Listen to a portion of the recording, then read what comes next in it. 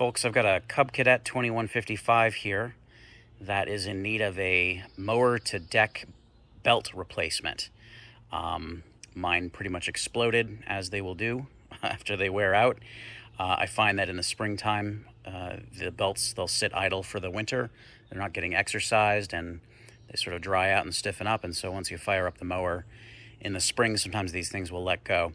Not a big deal. This is a wearable item, easily replaced, and I'm going to walk you through this, and hopefully this helps you guys out. All right, let's get into it. So before we go too deep here, just two quick safety things. First, we're going to pull the plug for the spark plug, right? And that's just so that if we somehow engage the motor while we're messing with this power takeoff here, it doesn't unintentionally start the engine, and you can lose fingers that way. So that's step one. The other thing I always like to point out here is that these exhaust pipes get super hot. I've actually lost skin on them as well. So just be real careful with the muffler components and the exhaust. Maybe let it cool down before you start messing with these belts. Okay, let's pop this panel off so we have a better view. And inside here, we can see this is the power takeoff right here. So we're going to be attaching the engine side end of the belt to this pulley here. That belt will then go downward towards these other pulleys down below, which then redirect the belt all the way to the back here. And you can see that sort of two-tiered spindle. You got the deck blade belt down below, which you can see.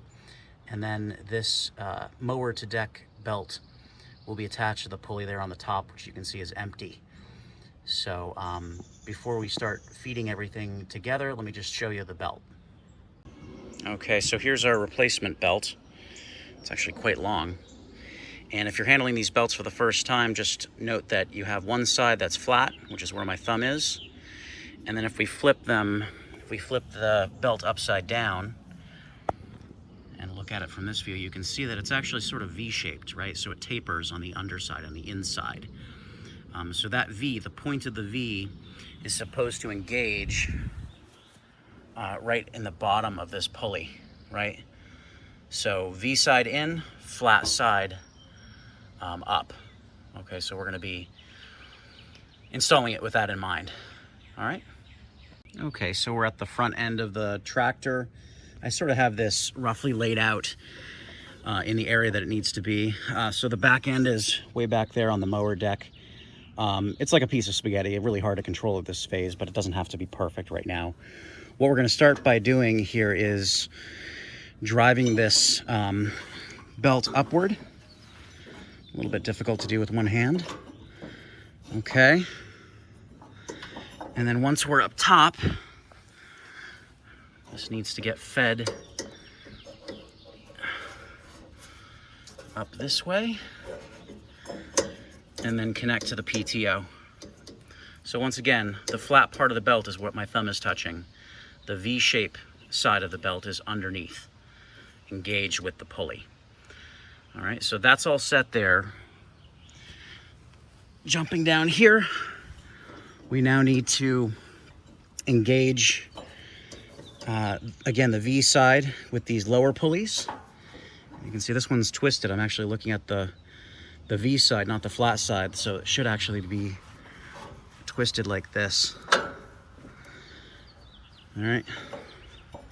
It's really important. You're gonna just break the new belt if you install it upside down. It's not gonna operate correctly, so.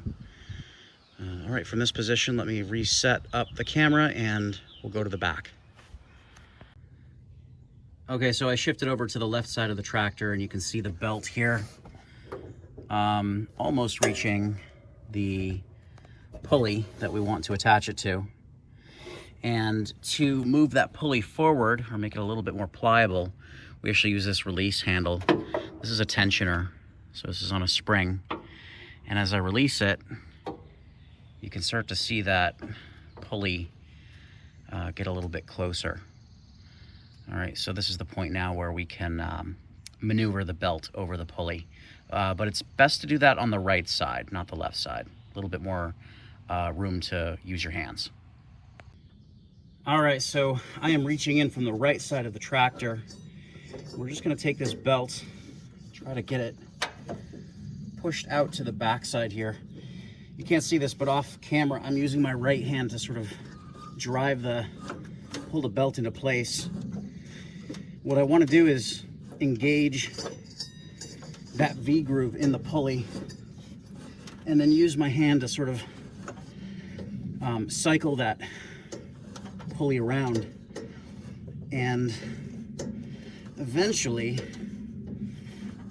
I should see it pop into place, which just did.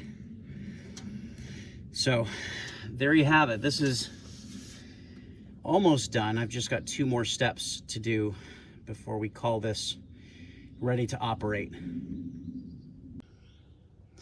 All right, so I'm back on the left side here, looking towards the front of the machine. And before I go any further, I want to make sure that the belt is installed correctly and that V channel is in the grooves of the pulleys correctly. And so here at the front pulley, it should be facing down. So I have my finger on what is the flat part of the belt, and I'm feeling it. And what I feel is that the flat part is facing the ground, which is what I want.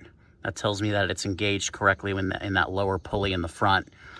And as I run my finger on the back, what's happening is I'm feeling that the flat part is now facing outward. And that is also what we want.